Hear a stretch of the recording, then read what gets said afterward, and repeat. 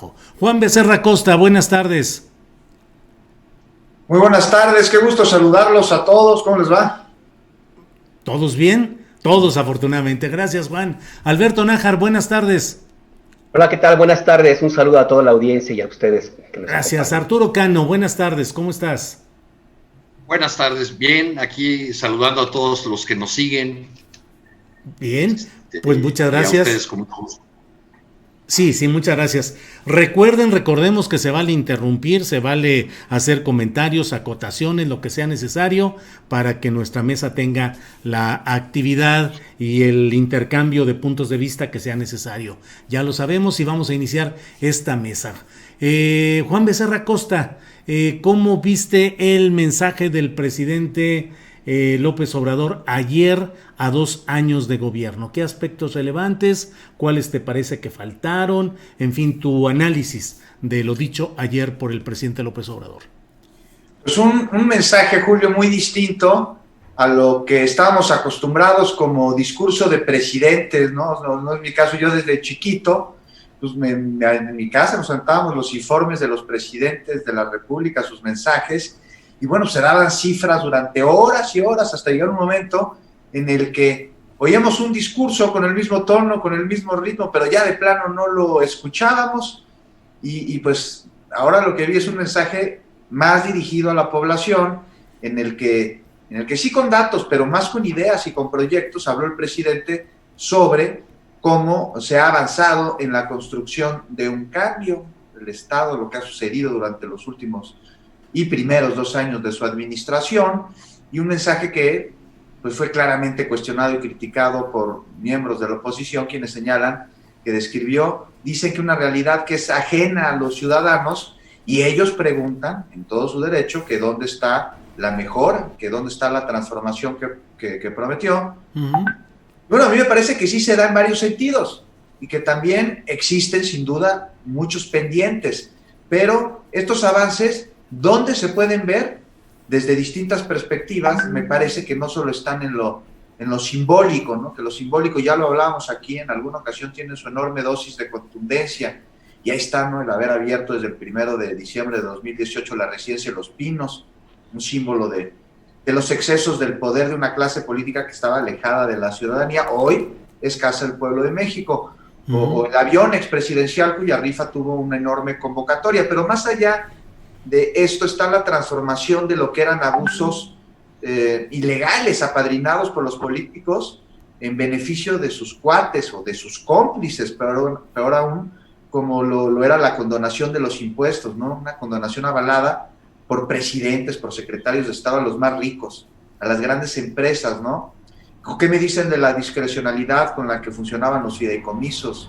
Da el outsourcing que sigue siendo tema y que se trata de una modalidad en la que los trabajadores sufren, pues de plano el arrebato de todos sus derechos, y además una modalidad con la que se defrauda al fisco.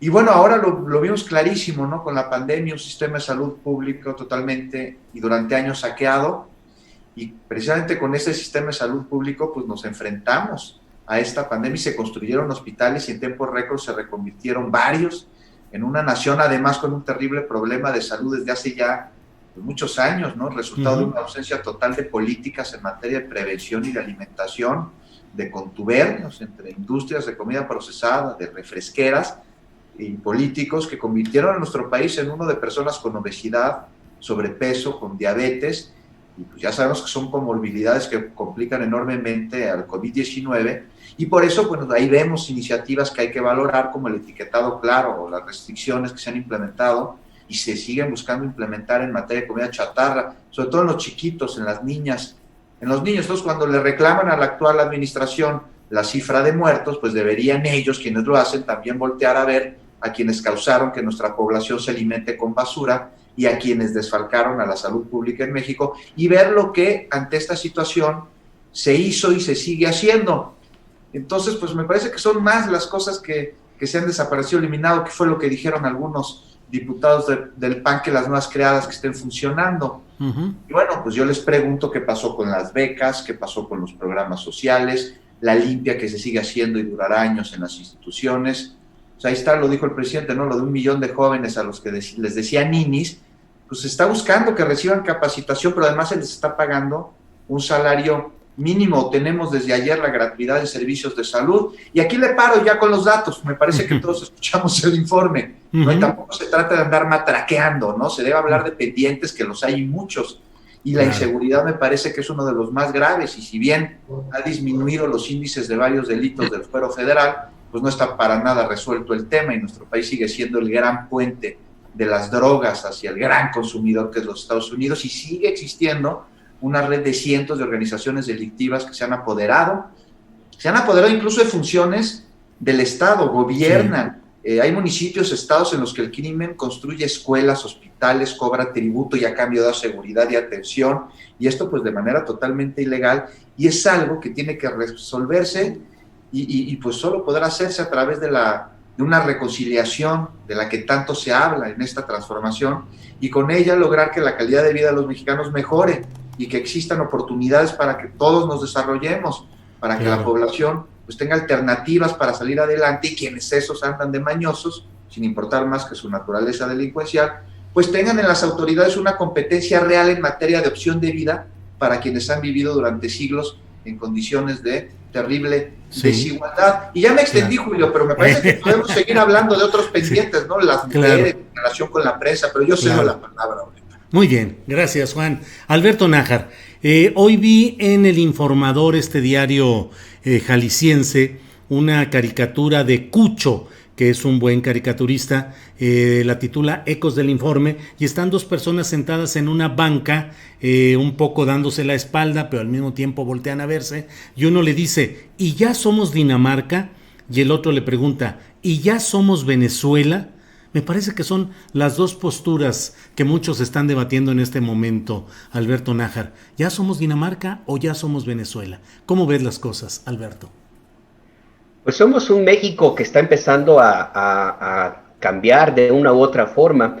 Un México que, por ejemplo, está regresando al viejo sistema presidencialista, que en algún momento se dejó suelto por decisión propia, por ejemplo, de Vicente Fox, que se dedicó a otro tipo de romances, Calderón, que pues se empeñó en sacrificar a miles de personas, y Peña Nieto, que no le importaba gobernar y lo delegó en Luis Videgaray, por ejemplo. El presidente López Obrador está restituyendo el poder ejecutivo, está recuperando el poder que antes se dejó suelto en gobernadores, en mandatarios, en empresarios, y eso ha lastimado muchos callos, y es parte de este cambio que estamos viendo en México. Entonces, Alberto, pues, ¿y es bueno o es malo fortalecer el presidencialismo mexicano? Yo creo que no es totalmente sano, porque debería existir un equilibrio de poderes que desgraciadamente en este momento pues no lo hay, por la mayoría que tiene parlamentaria el Morena en el Congreso, en el Senado y en la Cámara de Diputados, y también porque el Poder Judicial está metido en un problema interno de una herencia larguísima, de problemas de corrupción y de una limpia que tiene que hacerse. Y al mismo tiempo la personalidad de López Obrador, que es muy avasallante, que él controla prácticamente todo lo que es el Poder Ejecutivo. Lo ideal es que hubiera un contrapeso, y ese contrapeso tendría que ser no solamente los poderes, sino la propia ciudadanía. Hasta ahora no lo hemos visto. Ahora, que tampoco es totalmente malo, porque con las condiciones en las que estaba el país sí se necesita que haya control, porque pues, si había un descontrol, lo acaba de decir Juan, hay zonas donde quien gobierna es la delincuencia organizada. Nada más basta mirar Tamaulipas, por ejemplo, que es una auténtica zona de silencio. No sabemos qué realmente sucede allá en esa entidad. Entonces, pues sí, se necesita una dosis, yo creo que no tan exagerada de presidencialismo, pero tampoco tan suelta como la tuvimos en otros periodos. Entonces, pues no somos Dinamarca, somos un México, pues como siempre, como hemos ido, y empiezan a sentirse un ligero cambio, que me parece que uno de ellos es justo la forma como se da la comunicación del presidente de la República, que ayer en su mensaje pues repitió mucho de lo que dice casi cada semana. Fue un resumen de lo que ha hecho. A mí lo que me llamó mucho la atención es esa insistencia en decir que ya se sentaron las bases para lo que sería completamente la transformación del país. Si nos atenemos a los temas de modificaciones legales, pudiera ser que sí haya un cambio importante, pero si revisamos los pendientes y los temas de la vida cotidiana, pues todavía falta mucho que hacer. Entonces, pues sí, yo no sé si realmente algún día podamos llegar a ser Dinamarca, y si lo fuéramos, necesitaría una transformación realmente radical de inclusive la forma de convivencia entre nosotros, los mexicanos.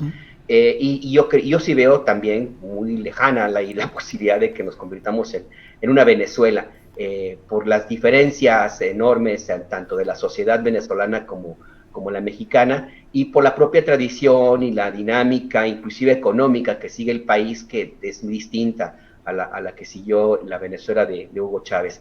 Entonces, pues no, yo creo que somos México, el México de todos los días, y como seremos también mañana, yo creo. Gracias, Alberto. Don Arturo Cano, díganos qué le pareció más relevante de este mensaje del presidente López Obrador, cuáles son los logros, cuáles son las cosas positivas, las negativas. ¿Qué te pareció, Arturo? Bueno, a mí me pareció un mensaje ya plenamente instalado en la contienda electoral. El presidente tuvo la sensibilidad de reconocer algunas de las áreas donde no ha tenido su administración los resultados esperados o los resultados prometidos, también de referirse expresamente en un mensaje cuya brevedad se agradeció a las personas fallecidas en esta pandemia, y recalcó que va a haber todos los apoyos, los recursos para las vacunas y los recursos para seguir atendiendo la emergencia sanitaria. Me pareció un mensaje instalado en la contienda electoral, porque al citar una encuesta encargada por él mismo, una encuesta telefónica de 2.500 personas, habla de la posibilidad del revocatorio y dice que 71% de los ciudadanos se manifiesta porque continuara, o se manifestaría porque continuara. Y entonces dijo la frase que a mí me parece clave: con eso tenemos. ¿Con eso tenemos para qué? Pues para ganar la elección del 21 o para ganar el revocatorio. En fin, volvió a algunos de los temas que ha considerado sus aciertos, incluso en el manejo de la pandemia, y destacó, entre otras cosas, el nuevo papel de las Fuerzas Armadas. Ahí me llamó la atención, no sé si ustedes lo hayan percibido así, porque pues al menos yo accedí al evento en una pantalla, y vi que el primero que comenzó a aplaudir cuando hizo la referencia a las nuevas tareas de las Fuerzas Armadas en un marco de una nueva legalidad, el primero que comenzó a aplaudir fue el secretario de la Defensa Nacional, y ahí todos lo siguieron. Yo registré solamente 3 aplausos, no sé si ustedes contaron otros. El segundo fue cuando se refirió a la basificación de decenas de miles de profesores, y a que no ha habido conflictos magisteriales. Y el tercero, cuando hizo la elaboración que ya referí, la de con eso tenemos, con ese 71%. Bien, gracias. Ya ligaría yo el discurso de ayer con esta cifra que dio de la encuesta, con la encuesta de hoy, que tiene otros ángulos interesantes. Sí, gracias, Arturo. Les pregunto a los 3, comenzando por Juan Becerra Costa. Juan, ¿puede tomarse como válida y como un punto de referencia, digamos, técnicamente válido, que el titular del Poder Ejecutivo, el presidente López Obrador, cite una encuesta de opinión que le da un 71%, pero que la hace su Secretaría de Gobernación? Es decir, ¿no es juez y parte ahí? Bueno, pues el presidente la está citando, es un ejercicio que se le dejó a la Secretaría de Gobernación. A mí no me parece que esté mal que lo haya hecho, un ejercicio que espero que esté en facultades de ser consultado por quienes así lo querramos, a través también de cuál fue la metodología con la que se levantó esta medición. Pero no, respondiendo a tu pregunta, Julio, no me parece mal que lo haya mencionado, que lo haya dicho, no tiene mayor repercusión y nosotros como ciudadanos tenemos el derecho a buscar otro tipo de instrumentos, pues que me parece que no difieren tanto, ¿no?, en números con lo que hizo referencia el presidente. Y aquí el punto que hay que centrarnos es que incluso con este año de pandemia el presidente sigue teniendo una gran popularidad y habríamos de analizar a qué se debe esta situación, te repito, en un año muy complicado, en un año en el que hemos visto cambios en nuestro país, en el que es muy distinto al que era antes de 2018, y justo esta participación de la ciudadanía me parece pues que es síntoma de que nosotros tengamos datos como los que hace referencia el presidente, u otras encuestadoras que también se han mencionado, por ahí hay una del Financiero también, me parece, pero hablo sobre la participación política por parte de la ciudadanía, que es muy grande. Las acciones del gobierno ya no pasan desapercibidas, ahora las conversaciones giran en su mayoría a cómo estamos siendo gobernados y se dan con posturas distintas, incluso hasta dentro de las mismas familias, y esto habla de un interés generado debido a que ya sabemos que lo que diga nuestro presidente no se tratará de palabras huecas escritas ahí por un becario para un acto de apertura, por ejemplo, de una carretera, cuya construcción se dio o se daba para beneficiar a través de contratos a un cómplice que pasó ahí la correspondiente mordida, el diezmo, el apoyo o como se llamaba, ¿no? Entonces, pues las medidas que se toman, muchas tienen ahora pues que ver con esta politización que hay de la ciudadanía. Y pues yo veo congruentes estos números con lo que pasa en muchas de las calles y de los avances que ha tenido esta cuarta transformación tangibles, porque la oposición dice, bueno, ¿y dónde están los datos comprobables? Bueno, regresando a las medidas que se toman, pues ya muchas tienen rango constitucional, ¿no? Claro. Lo que las protege.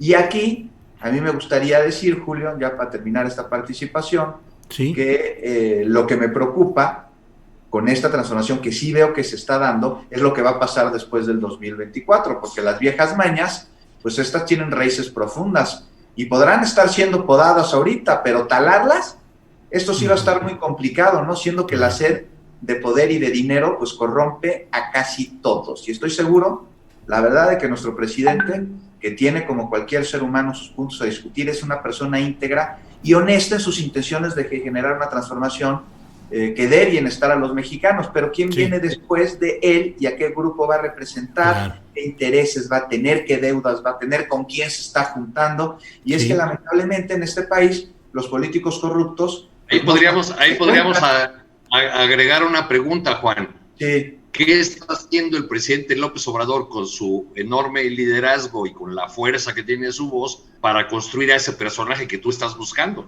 Es muy complicado y a mí me preocupa porque les decía que los políticos corruptos no son los que se cuentan, porque no acabaríamos con la operación para hacerlo. Los que se cuentan son los honestos, porque son los menos, son muy pocos, por lo tanto son observables. Y me parece que el presidente es uno de ellos. Sus cuates, hoy que están alineados a él, pues de ellos, Arturo, no estoy tan seguro, así que a quién sabe a quién va a moldear. A mí es algo que me preocupa porque sí veo que se está dando una transformación, pero hay que blindar.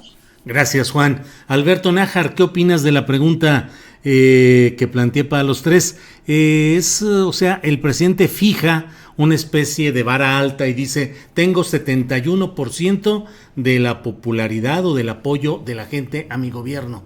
Pero la pregunta es, esa encuesta la hace la propia Secretaría de Gobernación, que depende del propio presidente de la República. ¿Qué tan válida es una encuesta o la fijación de una vara alta de esta medida y si se puede ahí ser juez y parte? Pues mira, habría que revisar el método, la forma como se hizo la encuesta, la población a la cual se hizo... Pues es telefónica para empezar. ¿Cuál es la certeza de una telefónica? Bueno, es justo lo que iba a decir, porque se cuestiona los números que presentó el presidente López Obrador a partir de una encuesta telefónica con todos los bemoles que tiene. Habrá, insisto, que ver a quién le llamaron.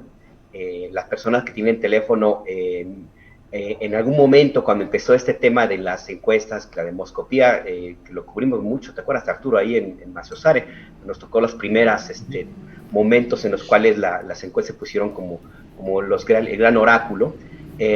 Pues sí, había un cierto problema porque no todos tenían acceso a una línea telefónica, entonces decía que estaba sesgado.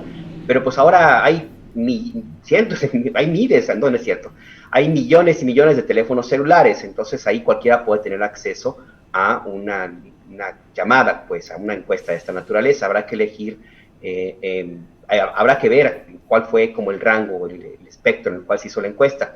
Pero a mí no me parece, aún si fuera de esa manera que pudiéramos pensar que la hizo la Secretaría de Gobernación y tenemos algún margen de desconfianza, pues habrá que mirar otra encuesta que la hizo justo y se hizo pública ayer mismo, uno de los medios a quien el presidente López Obrador considera adversario, casi enemigo, Reforma.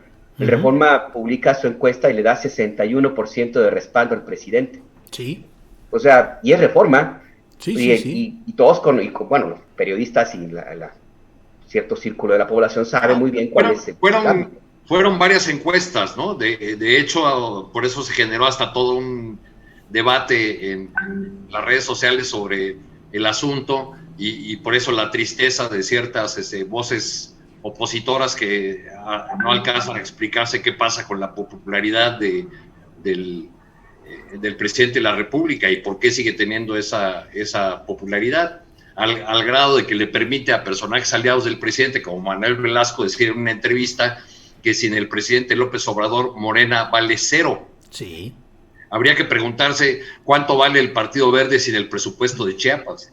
No, bueno. Oye, pero además, una cosa nada más, me parece que todos los presidentes, todos los ejecutivos, pues hacen sus encuestas, nada más que el presidente López Obrador fue transparente en esto y la dio a conocer.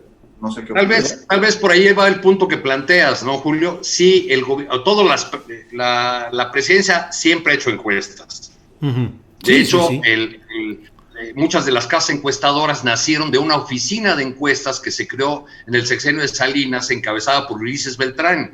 Ahí se formaron muchos de los actuales encuestadores reconocidos o famosos.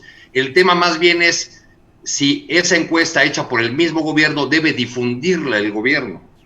Exacto. A ver si no lo demandan Mitofsky y otros por usurpación de función. Así es. Nájar, por favor, adelante. También se vale como una estrategia, a ver, porque tú mismo lo decías, Arturo, el mensaje de ayer del presidente y la reacción que hubo hoy en algunos medios, que me parece que hoy sí se pasaron, pero bueno, pues estábamos hablando ya de la abierta confrontación electoral. Entonces, la diferencia está en que ahora el presidente López Obrador se comporta como ha sido siempre, como López Obrador, pues él va a la confrontación y parte de eso mismo es recordar que a pesar de todos esos 2 años de una campaña de agresiones, de descalificaciones, de críticas, etcétera, pues él mantiene una popularidad muy alta. Y tampoco es que esté tan errado, digo, para que un periódico como Reforma, con todo y lo cuestionable que puede hacer la metodología, le dé 61%, Mitofsky le da 58%, el Financiero le da no recuerdo cuánto, o sea, te está hablando de una realidad, o al menos de la realidad que los mismos adversarios del presidente pretenden creer. No hay que olvidar que también, no hace mucho, se festejaba en todos los medios y a grandes espacios la caída de 3-4 puntos en la popularidad, como si eso fuera ya el inicio del declive presidencial. Pues ya pasó tiempo, pasó la pandemia, se critica todos los días la estrategia ante la emergencia sanitaria, se magnificó el comentario del director general de la Organización Mundial de la Salud, cualquier tema que tenga que ver con alguna descalificación a la estrategia que sigue el doctor López-Gatell ocupa muchos espacios, y a pesar de todo eso, pues sigue teniendo un respaldo que si lo medimos y lo comparamos con otros presidentes, pues sí marca tendencia, claro. No me atrevería a decir que es histórico, porque no tengo los números en la mano, pero yo quisiera ver las revisiones de cómo estaban otros presidentes en los primeros 2 años de gobierno. El que más recuerdo fue Salinas, y ojo, no me gusta comparar a López Obrador con Salinas, pero yo recuerdo bien que en 88 Todos los días organizaban protestas afuera del Palacio Nacional. Y la siguiente elección intermedia, el PRI arrasó con todo, se llevó todo. Y la popularidad del presidente estaba por los cielos, pues. Entonces, sí. Pues Bien. eso, o sea, es un instrumento útil que utilizan, pues, prácticamente todos los gobiernos del mundo. Claro. Alberto, gracias.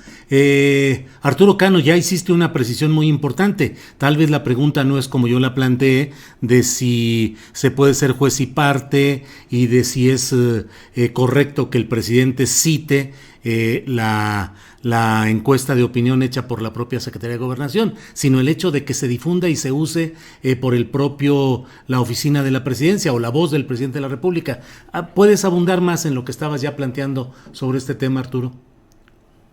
Sí, a mí me parece que con la presentación de los resultados de esta encuesta, el presidente entra también a ese juego que generalmente ha sido utilizado en su contra, que como bien decía Alberto, en los meses recientes fue un recurso muy utilizado. ¿Cuántas veces no leímos titulares que decían, cae la aprobación del presidente, vuelve a caer la aprobación del presidente, e incluso sesudos análisis de artículos que decían, de aquí ya todo es cuesta abajo la rodada para la 4T? No ha ocurrido de esa manera. Ayer estuvo, Alberto ya estaba la de Reforma, también Mitofsky, también de las Heras, todas, aunque con menos puntos que la de la presidencia, le dan un crecimiento incluso en el respaldo, que tuvo un descenso en los primeros meses de la pandemia. Pero a mí de estas preguntas y respuestas de la encuesta que nos dieron a conocer, porque es apenas como una selección, al menos el documento que yo tengo, me llama la atención cómo en medio de la pandemia el presidente logra, y así lo destaca él al presentar hoy los resultados de esa encuesta, que el tema de la corrupción sea el tema de mayor interés entre los ciudadanos.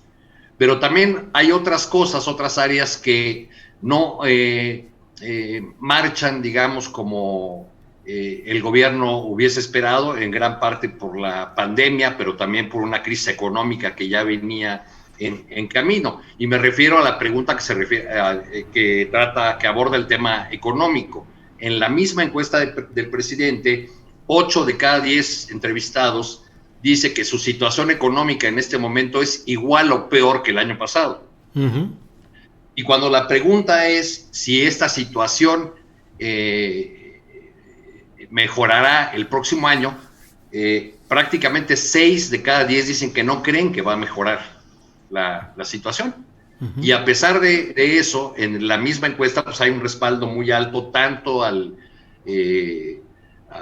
presidente, muy alto, de 71%, como a su partido, que es el que registra, claro, mucho más bajo que el presidente, pero pues ahí está encima. Entonces yo creo que este indicador, sobre todo el de la economía, hace que podamos discutir si, como dijo el presidente en su mensaje de ayer, realmente ya se sentaron las bases de la transformación del país, porque con todo este escenario complicado, sobre todo en lo económico, y algunos atorones fundamentales, sobre todo en el tema de la seguridad, pues es difícil que hablemos ya de bases firmes o sólidas. Quizá falta tiempo o se atravesó la pandemia, ¿no? Pero esa es una realidad que es difícil aceptar así, como se hace en estos tiempos, que se quisiera que estés de un lado u otro sin ninguna posibilidad de grises o matices, ¿no? Claro. Arturo, gracias. Juan Becerra Costa, hoy el secretario de Salud, Jorge Alcocer, informó a través de Twitter, dijo, suscribió el día de hoy el convenio de fabricación y suministro de vacuna COVID-19 entre el gobierno de México y Pfizer para adquirir 34.4 millones de vacunas. Se dijo ahí mismo, la expectativa es recibir 250,000 dosis este mismo mes para proteger a las y los mexicanos, con prioridad en el personal de salud que está en la primera línea de atención a esta enfermedad.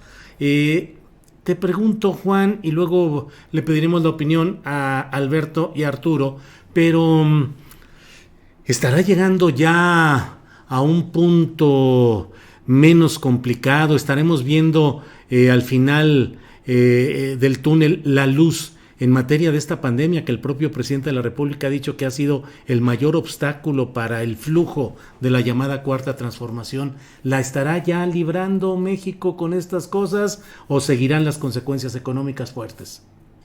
Me parece que es el principio de una nueva normalidad. Ahora sí, el que llegue la vacuna y se aplique, que tiene además sus bemoles, sobre todo en el caso, me parece que es la de Pfizer la que requiere estar almacenada a bajísimas temperaturas, lo que complicaría enormemente su traslado o complicará a distintos puntos para llevar a cabo vacunación. Por eso qué bueno que también no se invirtió todo en la misma canasta de huevos y hay en otras vacunas para que puedan distribuirse de manera más sencilla. En este caso, las de Pfizer, que llegarían en pocos días, en pocas semanas, pues van dirigidas primordialmente al sector salud, a las personas que han estado, que siguen estando en los hospitales cuidando a los enfermos, que además corriendo un enorme riesgo, una labor heroica a la cual pues agradecemos todos. Pero me parece que sí, Julio, esto da pie a una nueva normalidad en el que ya podrá verse pues el accionar de las conductas y las acciones para poder recuperarnos en todos los contextos y en todos los sentidos después de esta terrible experiencia que parece repetirse cada 100 años en este planeta, una pandemia que cobra millones de vidas.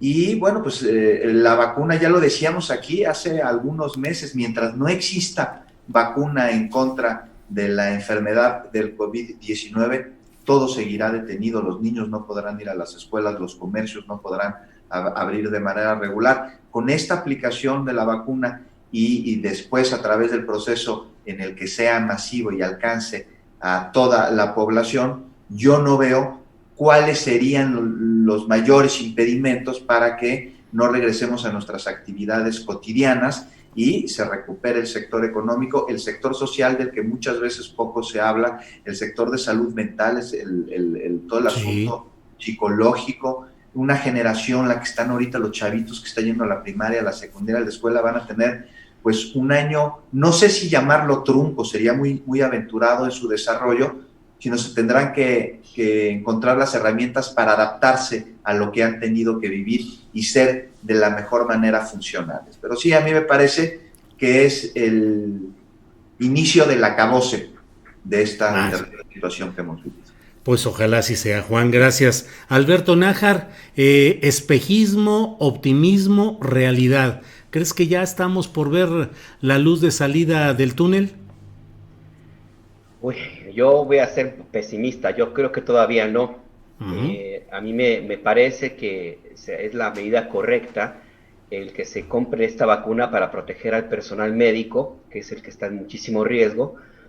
Otros países lo han hecho, Reino Unido va a empezar a aplicarla también la próxima semana. Sí. Habrá que esperar al desarrollo de otras vacunas que sean menos vulnerables a las condiciones de su manejo y transporte.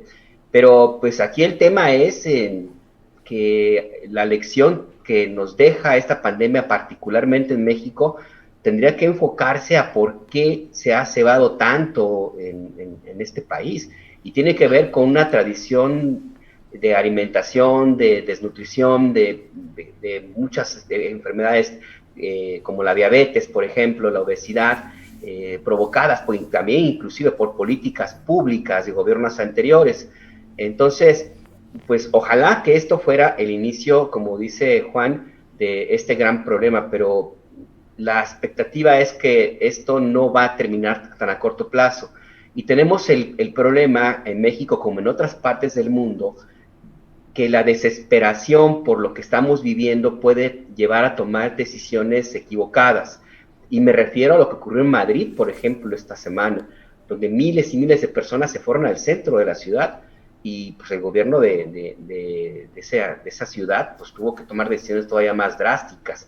Y me refiero también a lo que ocurrió recientemente en San Hipólito y lo que ocurrió con las fiestas de Noche de Brujas, de Halloween, de Muertos, y lo que puede ocurrir también el 12 de diciembre Claro. en la Basílica, porque por más que esté cerrada, la tentación de ir a rezarle, aunque sea de lejecitos, va a ser muy alta. Y me refiero también a la tradición del Gran Maratón Guadalupe Reyes, Sí. en las fiestas navideñas, el recalentado, en fin, si existe ya, y el problema también que en México hay, y en otros países también, pero en México muy particularmente agudo, es esa idea, esa estrategia de desinformación y de ataque a las medidas sanitarias adoptadas por el gobierno del presidente López Obrador, que puede tener alguna consecuencia. La gente puede eventualmente pensar que ya, porque ya existe la vacuna, ya estamos protegidos, y insisto, pues tomarla muy a la ligera, y me parece que todavía no es el momento.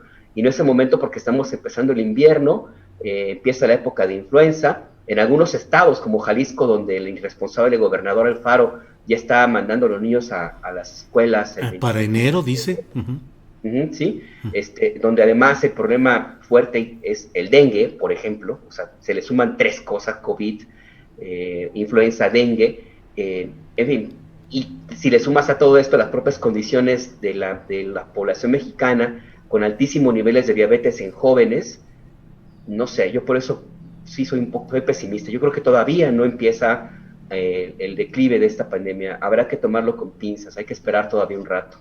Oye, todavía no, Alberto, pero ¿no crees que sea el principio del fin el tener una vacuna? A mí me parece que ya nos pone en otra circunstancia totalmente distinta. Ya hay una luz al final. Falta mucho por avanzar y no se va a dar rápido, pero el tener la vacuna nos inmuniza a gran parte de la población a ser sujetos a contagiarnos. Sí, bueno, pero tenemos una vacuna que necesita condiciones especialísimas, que si miras en las condiciones en México, pues difícilmente se puede crear una red de frío de menos 30 grados en todas las Pero partes. esa es una. Hay otras vacunas que no requieren esta temperatura tan baja. Está la de CanSino Biologics, por ejemplo, que también se espera que llegue en enero, más o menos, y esta puede estar a temperatura ambiente. Sí, yo, mira, coincido en que este es, digamos, una luz, una pequeña esperanza, pero no es todavía la solución. Ojo, porque todavía habrá que ver cómo la reacción, el tiempo que tarda la inmunización, etcétera. Entonces, yo diría que hay que tener un poco de paciencia, ¿no? La República dijo que no lo había mencionado en su mensaje de... ¿Qué número de informe fue? El 9. octavo. Es el octavo, sí. El octavo informe, precisamente para no sé si fue exactamente la expresión que utilizó, pero algo así, para no generar expectativas, ¿no? O sea, creo que del lado en la presidencia, pues hay una idea clara de que apenas es un comienzo, que nos va a tomar no solamente con todo este panorama que pintaba Alberto con la figura del Maratón Guadalupe Reyes, sino nos va a tomar también con un sistema de salud agotado, desgastado, con médicos que han trabajado horarios extenuantes, que ya no pueden más, y con muchas carencias de recursos por la falta de suministros, ¿no? Hace un rato hablaba yo con un médico de un instituto de especialidad y me decía que ahora tienen que firmar para que les den los guantes para la exploración individual a un paciente, con el nombre del paciente, el número de expediente, porque hay escasez de suministros. Y estoy hablando de uno de los institutos que se supone que tienen más recursos. Es decir, todo esta larguísima pandemia ha agotado a un sistema de salud que de por sí era precario, que de por sí había sido entregado en condiciones terribles. Entonces, no es lo mismo el arranque de la pandemia y la reconversión de los hospitales que este brinco que vamos a dar al 2021 sin tener la certeza de que sea posible ya la vacunación masiva de la población. Bien, bueno. El llamado que hacía, perdón, no registré el nombre del experto, del especialista de la UNAM con el que hablaste, Julio. Sí, Mauricio Rodríguez. Mauricio Rodríguez, que él hacía pues un llamado muy sensato y creo que pues lo que nos corresponde a nosotros es atenernos a la opinión de los expertos como él. Sí, sí, sí, sí, que él dice, no hay que bajar la guardia, no hay que ir a las fiestas, no hay que salir de casa, hay que cuidarse, viene una etapa muy dura, que es esta etapa de invierno y puede ser muy complicada. En fin, bueno, doctor. Y me gustó su salida con el tema del cubrebocas. Sí, sí. Bueno, es que además, mira, ahorita que estoy hablando respecto a esta información que da el secretario de Salud, Jorge Alcocer, está en su oficina. La información la circula Salud México, es decir, la Secretaría de Salud oficialmente. Está en su oficina, está solo, está firmando el documento y está con cubrebocas. El secretario de Salud. Entonces uno preguntaría, a ver, el secretario de Salud, Jorge Alcocer, le recomienda al presidente, según ha dicho el presidente, que no use el cubrebocas, pero el propio secretario de Salud sí usa cubrebocas en su oficina para firmar documentos, pues suena un poco complicado. Pero bueno, pues así está. La palabra que usó el presidente fue, me han dicho que no es indispensable. Sí. Bueno, muy bien, pues sí, por favor. Perdón, es que me están pasando aquí una información de última hora. Y sí, efectivamente, pues resulta muy curioso todo esto y como han dicho, pues bueno, ya corresponde a cada quien el que tome la decisión de usar o no el cubrebocas. No somos menores de edad, tenemos la información suficiente y podemos tomar una decisión en uno o en otro sentido. Bueno, perdón. Invitan, ¿no? Incluyendo ir a bodas, se invitan. Sí, calla. Bodas. Bueno, pues tenemos aquí información, como siempre, muy interesante en este momento. El propio presidente de la República acaba de tuitear en su cuenta personal, dice, Alfonso Romo dejará la coordinación de la oficina de la presidencia, pero seguirá siendo mi principal enlace con el sector privado. Lo cierto es que fue funcionario público solo por tratarse de nosotros. Convenimos que estaría 2 años y se cumplió el plazo. En otro tuit dice, Poncho está más en mi visión de que lo importante no es el cargo, sino el encargo. Él me ha ayudado y me seguirá ayudando. Es un hombre independiente, honesto, comprometido con las causas justas y además es mi amigo. En otro tuit dice, nunca olvidaré que fue el primero de los empresarios en adherirse al movimiento de transformación. Están los dos en una fotografía, es de suponerse que, bueno, pues ahí está ya en la pantalla, supongo que no es de este momento, porque están muy cerca, sin ningún tipo de medida sanitaria, supongo que es una fotografía de algún momento anterior a este día, pero bueno, ahí está la información. ¿Cómo ves, Juan Becerra Costa, esta noticia calientita? Calientita, pero ya se veía venir, ¿no? Ya se estaba cocinando, me parece. Sí. Ya, yo recuerdo a Romo ya haciendo algunas declaraciones hace no tanto tiempo, ya que se le veía medio cansado, medio no en sinergia con el gobierno del presidente López Obrador y con la Cuarta Transformación. No sé si se acuerdan que durante la Asamblea Nacional de la Cámara de la, pues ya no me acuerdo, de una de las industrias, Romo criticó la política energética porque generaba, dijo, incertidumbre a la inversión privada. Por una falta de Estado de Derecho, dijo, ¿no? Y también se refirió a la discusión interna en el gobierno de cómo tener energía a precios bajos, pero también cómo honrar a los contratos con estas empresas españolas sobre todo, ¿no? Entonces me parece que es algo que ya se veía venir, 2 años, no sabía que habían pactado este tiempo, una relación y un puente entre el presidente de la República y parte del sector privado. Dice que ya no se paraba mucho por su oficina, no desde hace pocas semanas, sino desde hace bastante tiempo. Entonces, pues vamos a ver quién ocupa este cargo, estar pendientes de lo que suceda.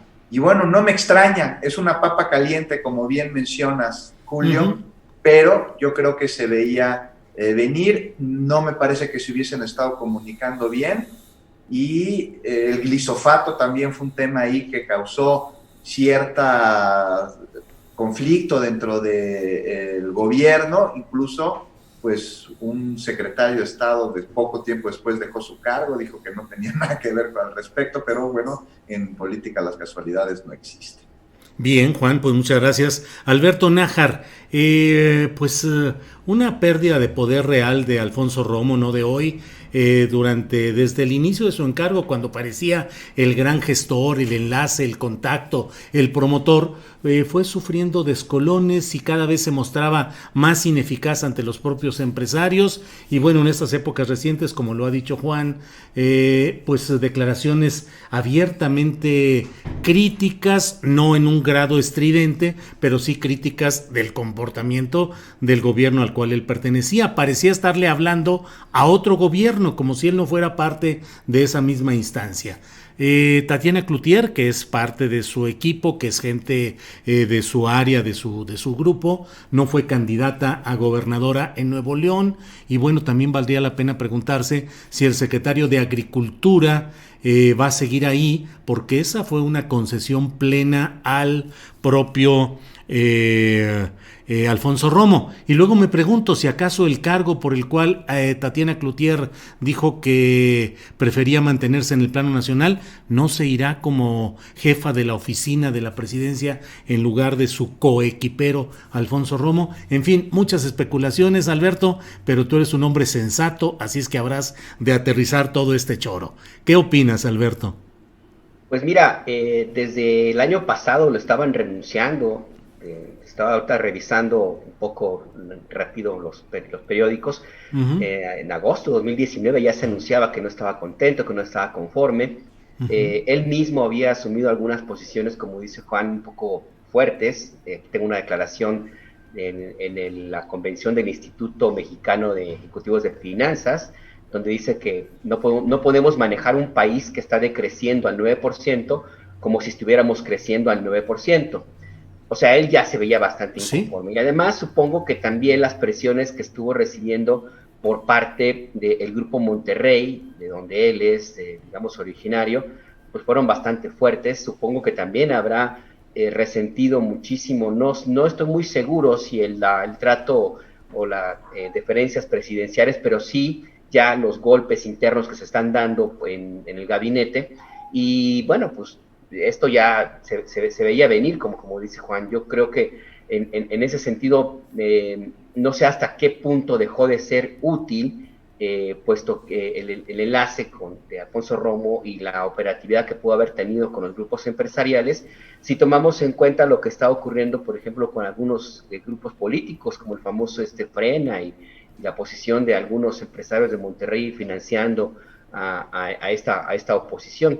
Entonces, a mí me parece que esto no sé hasta qué punto puede efectivamente llegar a afectar el desempeño del gobierno del presidente López Obrador, porque ya era claro y evidente desde hace un rato que el presidente toma las decisiones y en términos ni siquiera consultando totalmente a Alfonso Romo. Entonces habrá que ver, como tú dices, quién es al que va a llegar en su posición.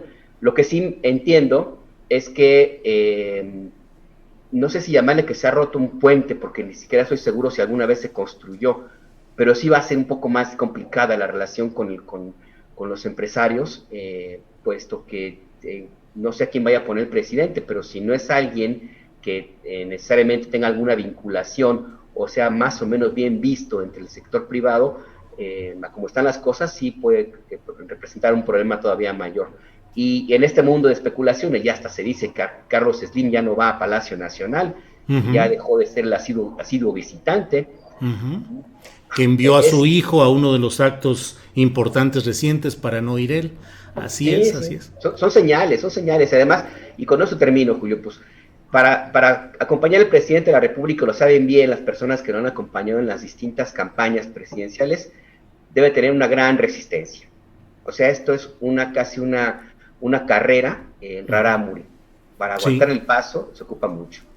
Gracias, Alberto. Arturo Cano, no sé si recuerdas aquel acto en la Macroplaza de Monterrey, en la cual el candidato López Obrador, ya era, no recuerdo si era candidato o ya en las elecciones, pero él anunció el nombramiento de Alfonso Romo, aparentemente sin consultarlo. y luego de que días atrás el propio Romo había dicho que él no aspiraba a un cargo en el gabinete del presidente López Obrador porque entendía que podía haber un conflicto de intereses, y sin embargo en la Macroplaza de Monterrey el presidente dijo: bueno, estoy aquí con ustedes, paisanos de Alfonso Romo, a quien le voy a pedir que acepte el cargo de bla bla bla, díganme si están de acuerdo, aplausos, y así quedó sellado el ingreso de Alfonso Romo, que efectivamente, como él mismo lo decía, pues tenía conflicto de intereses por los negocios y empresas que maneja, y que entre otros temas han dado pie a muchas discusiones y a oposiciones en el sur del país, con siembras de cultivos transgénicos, con estas siembras de los árboles y maderables, en fin. ¿Cómo ves el tema, Arturo Cano? Bueno, una de las imágenes que yo recuerdo, ya que citas lo de la Macroplaza, es que en agosto del 18, ya como presidente electo, pero aún sin asumir el cargo formalmente, López Obrador hizo una gira a Chiapas y visitó una empresa llamada Agromot, claro, propiedad de Alfonso Romo. Sí, claro, así es. Tomaron fotos y en ese marco habló del programa Sembrando Vida, de la reforestación de 1 millón de hectáreas. Digamos que Romo es el personaje que encarna quizá con mayor precisión el pragmatismo de las alianzas de López Obrador, porque es un empresario que más bien desde el morenista promedio se le vería como un empresario de derechas, pro vida, admirador de Pinochet. Negocios con Pinochet alguna vez y no ocultaba su admiración por el llamado milagro chileno. Uh-huh. El rey de los transgénicos, Arturo, ¿recuerda que trajo los transgénicos aquí? Admirador de Marcial Maciel. Sí. Bueno, ¿cómo llegó a ser amigo del presidente? Más lo que le agreguemos al tema de Tatiana Cloutier, que ya vio diluirse sus posibilidades de la candidatura de Nuevo León, y del secretario de Agricultura, habría que agregar a otro cercano a Romo, que es Esteban Moctezuma, el secretario de Educación. Claro.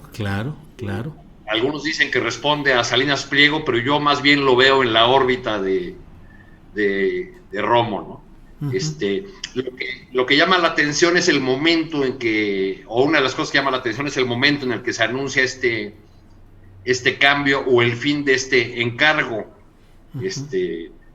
O el fin del cargo, pero la continuación del encargo, que es cuando está por definirse el tema de outsourcing, que es muy importante y una de las claves de la actual tensión que hay entre la presidencia de la República y el sector empresarial, ¿no? Están ahí en el jaloneo final a ver qué tanto se ajusta la iniciativa que ya envió el presidente, y a ver si las empresas aceptan cosas que deberían ser normales en cualquier lado, como eso de qué hacer con el insourcing, que son esas empresas que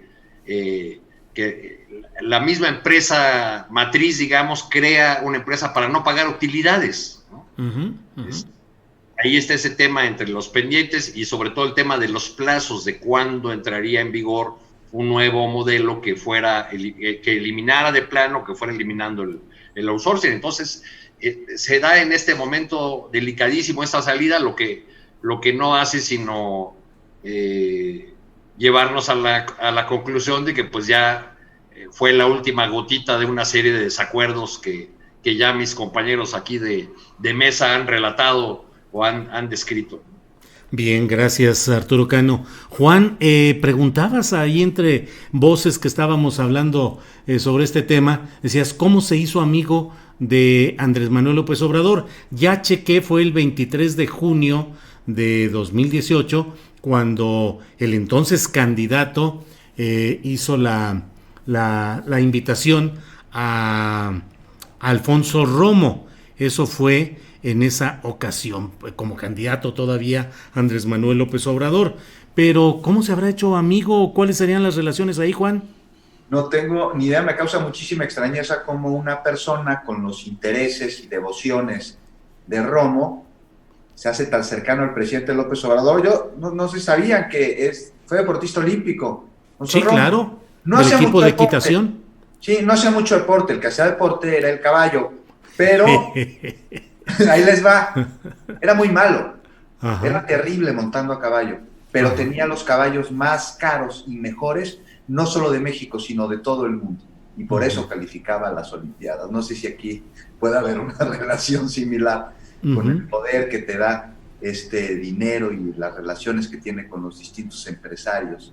No sé, pero me causa mucha extrañeza porque las simpatías de Romo son totalmente opuestas al proyecto de la Cuarta Transformación. Y bueno, el resultado es que más allá de que haya habido un supuesto acuerdo, ya había un descontento, ya había mucha grilla interna y ya salió. Bien. Gracias Juan. Alberto Nájar, ¿esto podrá descomponer la relación del presidente con los empresarios o realmente ya Alfonso Romo no significaba ninguna moneda importante en el rejuego económico presidencia grandes capitales? Yo creo que ya estaba desgastado.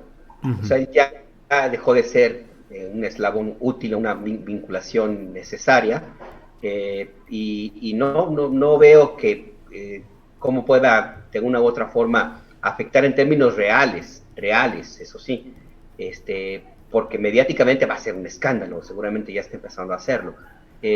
Habrá que revisar cuál es la relación del presidente López Obrador con otros grandes empresarios, con el Consejo Mexicano de Negocios, por ejemplo, que es donde está realmente el capital de este país, con el Consejo Coordinador Empresarial. Pero no sé, yo realmente no veo que pueda haber una afectación mayor. Yo más bien pensaría en quién va a ser el relevo y cuál es la señal que va a enviar el presidente, porque el tweet que tú leías, pues es un mensaje muy político, muy diplomático, Sí. como puede ser cualquiera que pueda dar un presidente. Habrá que ver cuál es el siguiente paso, habrá que ver cuál es la señal, porque hasta ahora no hay que olvidar que a pesar de que se han hecho grandes anuncios de grandes inversiones, pues en términos reales el dinero no parece que esté llegando. Los empresarios dicen que, como el son de la negra, dicen que sí, pero no han dicho cuándo. Sí. Y eso sí, me parece que es importante también revisar. Gracias. Lo único que llegan son las remesas de los migrantes, ¿no? Sí, el milagro social. Arturo, dos temas. Uno, siempre se habló desde años atrás de que había una muy buena relación personal de Alfonso Romo con el entonces dirigente de Morena o candidato luego Andrés Manuel López Obrador. Es decir, yo escuché en alguna ocasión, y me imagino que tú habrás escuchado algo parecido, de que había visitas en Monterrey cuando iba López Obrador, visitas, reuniones, una gran relación personal, por un lado. Por otro lado, te pregunto, fíjate cómo se acaba de anunciar el paquete de inversión importante que aparentemente satisfaría hoy a los empresarios por el volumen de los recursos que se están anunciando. Está el tema del outsourcing, está los detalles relacionados con el TLC y la manera como Joe Biden pueda, suponiendo que él quede como todo indica, él pueda enfocar temas laborales, ambientales, en fin, resulta muy, muy curioso. Pero por encima de todo, Arturo, creo que nunca fue realmente Alfonso Romo llave verdadera con los grandes capitales del llamado Grupo 10 o el Grupo Monterrey, al cual él perteneció por haber estado casado con la hija de uno de los auténticos integrantes del Grupo Monterrey. Pero cuando se divorció, cuando dejó esa relación conyugal, pues él dejó de tener fuerza verdadera ante ese gran grupo. ¿Qué opinas, Arturo? Bueno, yo creo que era la llave que tenía a su disposición Andrés Manuel, Sí. No creo que necesariamente a la mejor, pero creo que forma parte de un grupo de empresarios que se convenció de que las maldades del modelo neoliberal eran tan grandes que les ponían en riesgo su propio negocio, que los ponían frente a la posibilidad de un estallido social, y que había que apoyar a políticos que les ayudaran a atemperar, digamos, a encontrar un vehículo para que esa energía social que en otras naciones de América Latina se ha desatado en la forma de explosiones como la que vimos en Chile, que era el gran milagro, el gran ejemplo del neoliberalismo, no se repitan, no sucedan en nuestro país. Yo no registro su cercanía al López Obrador desde el 18, sino desde el 12. Uh-huh. Estaba recordando que en alguna gira de Andrés Manuel en Guadalajara me tocó verlos y me sorprendió porque fue la primera vez que los vi así juntos, ese trato tan cordial, tan cercano, tan de hombre de confianza que tenía con Romo, el ahora presidente de la República, ¿no? Uh-huh. Pero yo creo que sí, que como decía, hay un sector del empresariado que piensa que se requiere, digamos, lijar las aristas más filosas de la desigualdad o del neoliberalismo, y que quizá ese pertenecía a Romo, aunque sus posibilidades de mediación con el sector empresarial, como tú dices, pues ya estaban algo dañadas desde que arrancó este gobierno, desde la campaña misma, diríamos, ¿no? Uh-huh, uh-huh. Bien, pues son exactamente las 3 de la tarde con 1 minuto, o sea, hemos cumplido ya 1 hora de programa. Hay muchos comentarios, nuestros seguidores están metidos también en la especulación y el futurismo. Algunos dicen la jefa de la oficina de la presidencia va a ser Patricia Armendáriz, otros dicen que va a ser Jesús Seade, en fin, de todo. David Sánchez Juárez dice, señor Astillero, lástima de usted que tiene invitados en contra de nuestro presidente Andrés Manuel López Obrador. Qué pena, o ya está usted cobrando mucho más por hablar mal del presidente. Ya ven en lo que me meten ustedes, compañeros, por andar como invitados en contra del presidente López Obrador. Bueno, algo quería... ¿Perdón? ¿Algo querías decir? ¿A qué horas? ¿Que a qué horas cobramos? Sí, ya que nos digan dónde y a qué hora. Respecto de la oficina de la presidencia, yo creo que es una oficina que va a tener un papel dependiendo de la persona que ponga, no necesariamente va a ser el mismo papel que es el enlace con los empresarios, ¿no? Pues sí. Porque, pues ya lo ha dicho el mismo presidente, conmigo hay encargos, no cargos. O alguien sabe, por ejemplo, qué hace el coordinador de asesores del presidente. Pues sí, así es. Lázaro Cárdenas Batel. ¿Quién es el coordinador de asesores del presidente? Pues Lázaro Cárdenas Batel, que nomás ni para arriba ni para abajo. Así digo, es. Yo no lo veo, no lo registro, pues. No. A veces sale acompañando al presidente ahí en los pasillos de Palacio Nacional, pero a lo mejor es porque se lo encuentran por el camino, pero no hay ninguna participación real. Bueno, pues... Hay encargos, y hay unos que no tienen ni cargo ni encargo, ¿no? Sí. En fin. Sí, ya ven, Marcelo Ebrard tiene más encargos que su cargo. Y Julio Scherer tiene más encargos que lo que corresponde a su cargo. Y la secretaria de Gobernación tiene menos encargos de los que debería de tener su cargo, por ejemplo, así es. De todo hay ahí. Pues, Juan Becerra, muchas gracias por esta oportunidad de platicar. Muchas gracias, Julio. Ya nos quedamos con ganas de platicar de la boda en Malinalco. Sí, ¿cómo viste? Con los videos ahí con el señor Claudio X González Laporte, el papá, también el hijo Claudio X González Guajardo. Una fotografía que parecería mostrar a Salvador Camarena, que es el director de investigaciones periodísticas de Mexicanos contra la Corrupción. Pues ya nos quedamos con ese tema, pero ¿qué te pareció? Muy congruentes con ellos mismos, ¿no? O sea, así hay que tomarlos, eso son lo que quieren, por eso son una fuerza política que busca lo que se está aboliendo, por eso están tan enojados, pero con una mano tienen la piedra y con otra mano tienen el pan. Así han sido siempre. Bueno. Pues gracias, Juan. Alberto Nájar, gracias, a reserva de tu último comentario o lo que quieras decir. Muchas gracias, Alberto. No, nada más a propósito de ese comentario que leíste de que hablamos mal del presidente, pues yo no tengo peluca verde. Ni antes grabar. Está bien. Muy bien. Y tampoco cierro la plaza de armas ahí en mi natal Guadalajara para que filmaran una cosa ahí medio rara, pero bueno, Así te ojalá iba- que por lo menos hayan ido a la fuente después de eso, espero. Sí, sí, así es, así te iba a comentar eso de la plaza de Guadalajara y los ayudantes ahí diciéndole a la gente que no grabara, que estaba prohibido grabar cuando era pues en una calle, en una plaza pública, en fin. Pues gracias, Alberto. Gracias, un abrazo. Gracias, Arturo. Gracias con lo que nos quieras comentar al final. No, pues ya hasta ahí la dejamos. Ahí la dejamos, ya ni para qué les... Agradecerle. Con eso tenemos, como dijo el presidente López Obrador. Con eso, con el 71% está bien, con eso tenemos. Gracias a los tres, muchas gracias. Nos veremos, espero, la próxima semana. Gracias.